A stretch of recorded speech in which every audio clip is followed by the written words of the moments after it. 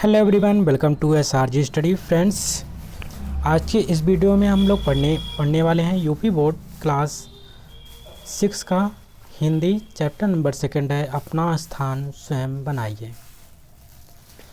जैसा कि आपको पता है, इस बुक का नाम है अक्षरा। इससे पहले इसका नाम मंजरी हुआ करता था, लेकिन इसका नाम अब चेंज हो गया है, तो आप ध्यान में रखेंगे। अक्षरा यहाँ पे लिख लीजिएगा मंजरी के स्थान पे।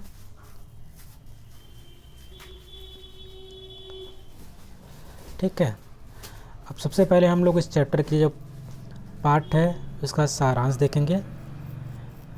उसके बाद जो भी प्रश्न अभ्यास होंगे उसको यहाँ पे किया जाएगा। सारांश इस प्रकार से है। एक बार एक राजा ने अपने मंत्री से कहा कि मुझे एक आदमी की ज़रूरत है। अगर तुम्हें कोई अच्छा आदमी मिले तो मेरे पास लेकर आना। मंत्री को काफ़ी खोजबीन के बाद एक युवक मिला जो एक जगह अच्छी नौकरी कर रहा था। मंत्री ने उसकी नौकरी छुड़वाकर और तरक्की का आश्वासन देकर उसे राजा के सामने पेश किया, लेकिन राजा को मंत्री की यह बात याद नहीं थी। कुछ देर बाद राजा बोले कि शायद उस समय मेरे मन में कोई बात रही हो, लेकिन अभी तो मुझे किसी आदमी की ज़रूरत ही नहीं है। तब मंत्री ने राजा से कहा कि महाराज, इसे मैंने हजारों में से चुना है और मैं इसे अच्छी नौकरी छुड़वाकर लाया हूँ। राजा ने कुछ सोचकर मंत्री से कहा कि इस समय तो मेरे पास कोई काम नहीं है, लेकिन अगर तुम कहते हो तो हम इसे अपने दफ्तर में चपरासी रख सकते हैं, लेकिन इसे 15 रुपये वेतन मिलेगा। राजा की यह बात मंत्री को बहुत बुरी लगी, लेकिन वह युवक खुश था। उसने मंत्री को धन्यवाद देते हुए कहा कि मैं बहुत खुश हूँ, क्योंकि मुझे अपने राजा की सेवा करने का मौका मिला है। मंत्री जब उस युवक को राजा के दफ्तर छोड़ने गया तो दफ्तर की हालत देखकर मंत्री बहुत परेशान हुआ, क्योंकि दफ्तर में चारों तरफ धूल और गंदगी थी। राजा कभी अपने दफ्तर नहीं जाता था और ना ही वहाँ बैठकर कोई काम करता था। युवक कई दिनों तक राजा के दफ्तर में सफाई करता रहा। राजा के उस दफ्तर में एक कमरा था जिसमें राजा को मिले अनेक कीमती उपहार कबाड़ के रूप में रखे हुए थे। उस युवक ने उस कीमती उपहारों का कबाड़ निकालकर बाजार में बेच दिया। उसे कई हजार रुपये मिले। उन रुपयों से उस युवक ने दफ्तर के लिए अच्छे फर्नीचर के साथ साथ अन्य ज़रूरी सामान खरीदे। उसने अपने मेहनत से कुछ ही दिनों में उस दफ्तर को शाही दफ्तर का रूप दे दिया। बचे पैसों को उसने सरकारी खजाने में जमा कर दिया। तभी कुछ चुगलखोरों ने राजा से उसकी शिकायत कर वह रुपए लुटा रहा है। एक दिन राजा गुस्साए हुए दफ्तर में गए तो दफ्तर देखकर दंग रह गए। राजा ने उससे पूछा कि दफ्तर की सजावट तुमने किसके पैसों से किया। उसने राजा को ऑफिस की कबाड़ की सारी कहानी बताई और यह भी बताया कि बचे हुए रुपयों को उसने सरकारी खजाने में जमा कर दिया है। राजा उस युवक से बहुत प्रसन्न हुए और उसे अपने राज्य का वित्त मंत्री बना दिया। उसके वित्त मंत्री बनने से दूसरे मंत्रियों को परेशानी होने लगी, क्योंकि वह ना तो स्वयं बेईमानी करता था, ना ही किसी मंत्री को बेईमानी करने देता था। अब जो मंत्री राजा के पास जाता और राजा से उस युवक की कुछ न कुछ शिकायत करता, जिससे वह राजा की नज़रों में गिर जाए। एक दिन रात को 2 बजे राजा ने अपने सेनापति को बुलाकर कहा कि हमारे सभी मंत्रियों को इसी समय वे जिस हालत में हों उनके घर से लेकर मेरे सामने पेश करो। कुछ ही देर में सभी मंत्री राजा के सामने थे, वित्त मंत्री को छोड़कर। सभी मंत्रियों ने शराब पी रखी थी। सेनापति ने राजा को बताया कि वित्त मंत्री अपने घर के पास रात में जगकर खजाने का हिसाब जोड़ रहे थे और बाकी मंत्री जुआ खेल रहे थे। राजा ने उस युवक से खुश होकर उसे वित्त मंत्री से अपने राज्य का प्रधानमंत्री बना दिया। अब हम लोग इस चैप्टर के महत्वपूर्ण प्रश्न अभ्यास को देखेंगे। जैसे कि पहला प्रश्न पूछा जा रहा है, ईमानदारी से कार्य करने का क्या तात्पर्य है? आपको कैसे पता चला कि आपके द्वारा कार्य ईमानदारी से किए गए? ईमानदारी पूर्वक कार्य करने से क्या क्या लाभ हैं? उत्तर में लिखेंगे, ईमानदारी से कार्य करने का तात्पर्य यह है कि मुझे जो भी कार्य करने को मिले उसे हम बिना किसी लोभ लालच के पूरा करें, ईमानदारी से कार्य करने से आदमी के चारों ओर प्रशंसा होती है। ईमानदारी से काम करने से अनेक लाभ हैं, जैसे कि आदमी की विश्वसनीयता बढ़ती है, लोग बड़े बड़े काम देने लगते हैं और जीवन में तरक्की के खूब अवसर मिलते हैं। साथ ही प्रतिष्ठा में भी वृद्धि होती है। प्रश्न नंबर 2 है, राजा के 7 मंत्री नशे में पाए गए। नशे के क्या क्या दुष्परिणाम होते हैं, अपने विचार लिखिए। उत्तर में लिखेंगे, नशा करना एक बुरी बात है। इससे लाभ कुछ नहीं होता है, सिर्फ नुकसान ही होता है। नशा करने वाला व्यक्ति कोई भी काम ठीक से नहीं कर पाता, उस पर कोई भरोसा भी नहीं करता, वो अपने परिवार का ठीक से ध्यान भी नहीं रखता। नशा करने वाले व्यक्ति को समाज में मान सम्मान भी नहीं मिलता और पैसे एवं स्वास्थ्य का नुकसान भी होता है। प्रश्न नंबर 1 है, इसमें पूछा जा रहा है कि किसने किससे कहा, कौन से शब्द किससे बोला गया है। इसमें जो पात्र थे उनसे संबंधित यहाँ पे कुछ क्वेश्चन है, उसको अपने कॉपी नोटबुक से बुक से देख करके आप यहाँ पे मिलान करेंगे। यहाँ पे मिलान एज इट इज हुआ है, तो यहाँ पे इसका राइट आंसर दे रखा है। जैसे कि पहला पॉइंट यहाँ पे है, मुझे अपने लिए एक आदमी की ज़रूरत है। ये शब्द किसने कहा था, तो राजा ने कहा था। किससे कहा था, मंत्री से कहा था। सेकंड है, मैंने इसे हज़ारों में से छांटा और बढ़िया नौकरी से छुड़वा कर लाया हूँ। ये शब्द किसने कहा, मंत्री ने कहा। किससे कहा, राजा से कहा। उसके बाद अगला पॉइंट है, मुझे अपने राजा की सेवा करने का मौका मिलेगा। ये शब्द किसका था, युवक का था, और युवक ने किससे कहा था, मंत्री से कहा था। लास्ट है, इससे अफसरों में ढील और बेईमानी पैदा होगी। यह शब्द किसका था, वित्त मंत्री का, और किससे बोला था, राजा से बोला था।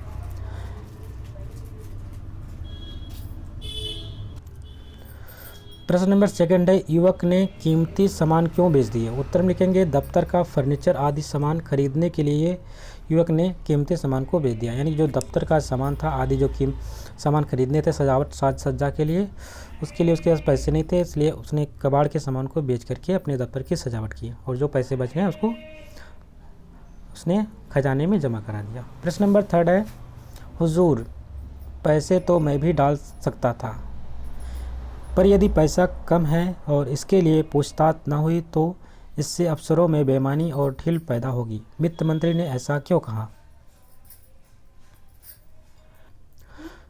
उत्तर में लिखेंगे, वित्त मंत्री ईमानदार प्रवृत्ति का था, उसे एक पैसे की भी बेईमानी पसंद नहीं है। वह खुद जैसा ईमानदार है वैसा ही सबसे उम्मीद करता है। वह चाहता है कि राज्य के सभी कर्मचारी पूरी ईमानदारी से अपना कार्य करें, इसलिए वित्त मंत्री ने ऐसा कहा होगा। प्रश्न नंबर 4 है, राजा ने युवक को प्रधानमंत्री क्यों बना दिया। उत्तर में लिखेंगे, राजा ने युवक की ईमानदारी और काम के प्रति लगन से प्रभावित होकर उसे प्रधानमंत्री बनाया। प्रश्न नंबर 5 है, कहानी में किस बात ने आपको सबसे ज़्यादा प्रभावित किया और क्यों।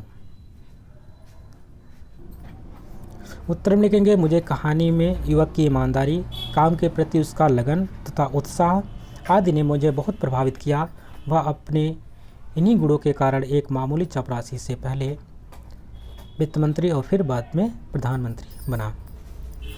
प्रश्न नंबर अगला है, निम्नलिखित शब्दों में पर्यायवाची शब्द लिखिए। जैसे कि कौन कौन शब्द है, राजा है, रात, सोना, दिन, खुश और निगाह। इन शब्दों के पर्यायवाची शब्द लिखने हैं। उत्तर में लिखेंगे, जैसे कि यहाँ पे राजा का क्या होता है, नरेश, रात का होता है निशा, सोना का पर्यायवाची शब्द होता है स्वर्ण, दिन का होता है दिवस, खुश का होता है प्रसन्न, और निगाह का पर्यायवाची शब्द है दृष्टि।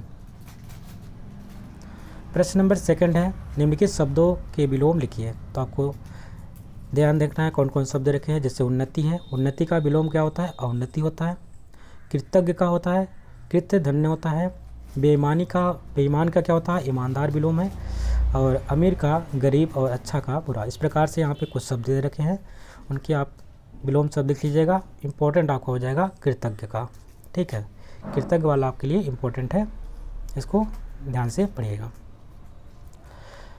प्रश्न नंबर 3 है, पंक्तियों में उचित विराम चिन्हों का प्रयोग कीजिए। कुछ यहाँ पे पंक्ति दे रही है और उसके जहाँ जहाँ पे विराम शब्द की आवश्यकता पड़ती है वहाँ पे उसका हम प्रयोग करेंगे। पंक्ति आपके इधर दे रखी है। आंसर में ये प्रकार है, कहाँ पे विराम चिन्ह लगाना है, कहाँ से कौन सा चिन्ह लगने वाला उसको ध्यान में रखना है।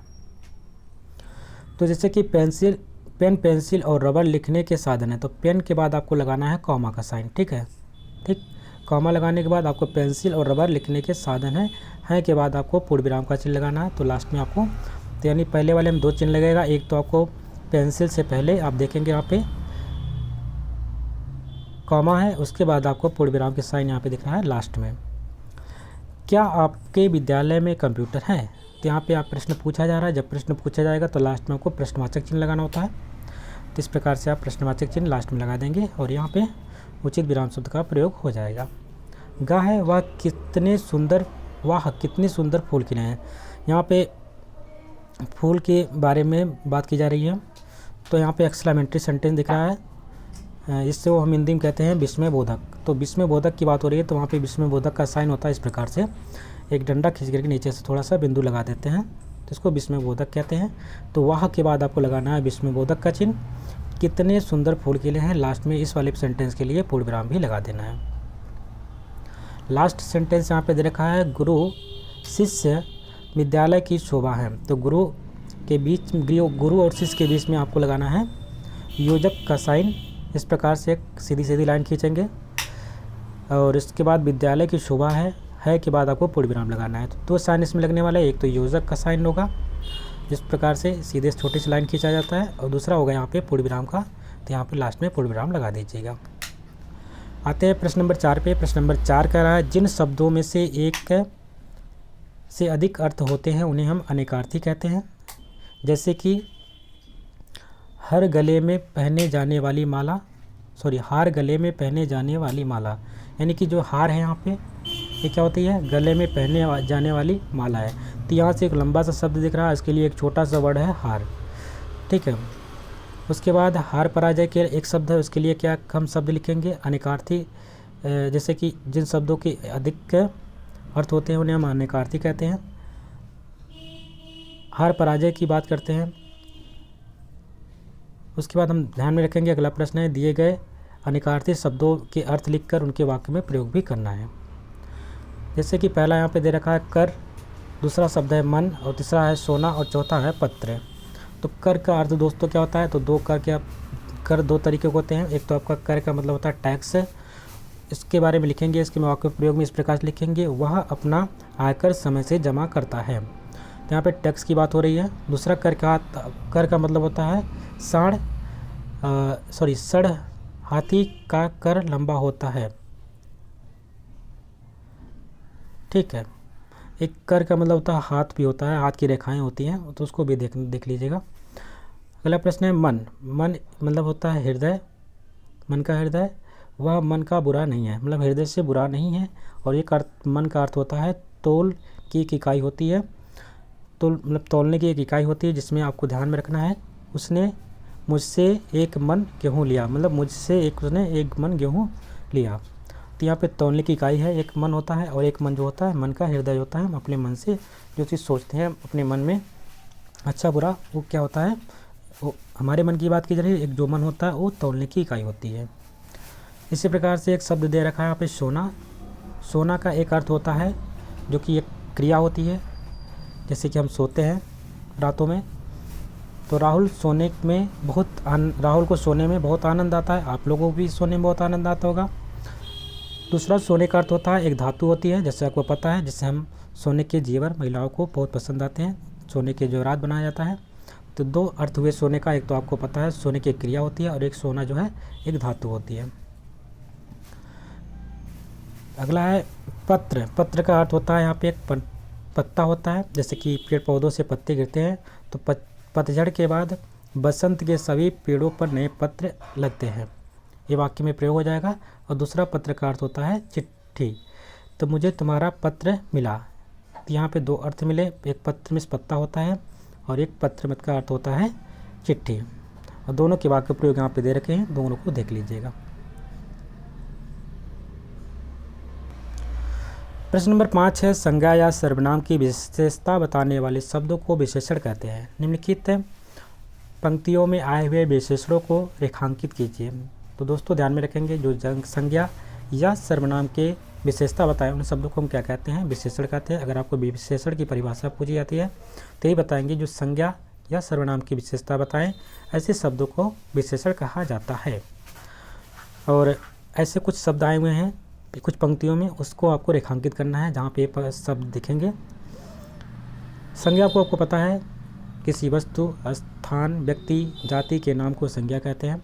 जो संज्ञा के स्थान में बोला जाता है उसे हम सर्वनाम कहते हैं। ये सर्वनाम की परिभाषा हो गई और पहला आपकी संज्ञा की परिभाषा हो गई। तो आइए हम देखते हैं, कुछ यहाँ पे पंक्तियाँ दे रखी हैं, इन पंक्तियों में कौन से विशेषण शब्द दिखते हैं उस सबको बताना है। तो पहला है, यहाँ पे पंक्ति दी गई है, बढ़िया नौकरी से छुड़ा कर लाया हूँ। तो यहाँ पे बढ़िया शब्द क्या है, एक विशेषण है। ठीक है, किसी चीज़ की विशेषता बता रहा है, नौकरी की विशेषता बता रही है, नौकरी कैसी है, बढ़िया है। तो किसी नौकरी एक आपका यहाँ पे सर्वनाम संज्ञा हो जाएगा। तो संज्ञा या सर्वनाम की जो विशेषता बताए उसको हम कहते हैं विशेषण कहते हैं।